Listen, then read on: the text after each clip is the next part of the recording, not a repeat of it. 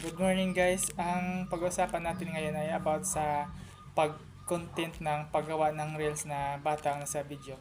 Ang sa totoo guys, hindi naman bawal yan as long as sumusunod sa policy ni Meta. Example, yung bata kumakanta or umaawit, naglalaro, hindi na binidyohan nyo, hindi naman po yan bawal. Yung bawal lang is kapag yung bata ay naliligo or walang damit tapos binidyohan nyo tapos yung bata nadapa or nadulas, yan po ay bawal pag makita doon sa video kasi sigurado nagka-violation kayo niyan. As long as hindi lumalabag sa palisinimita, hindi po yan bawal.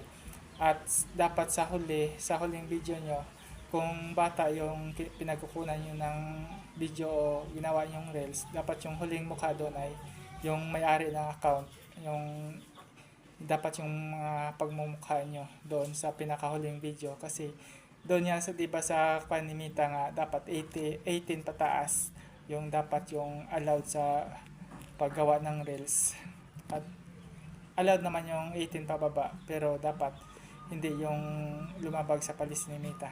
Okay, salamat.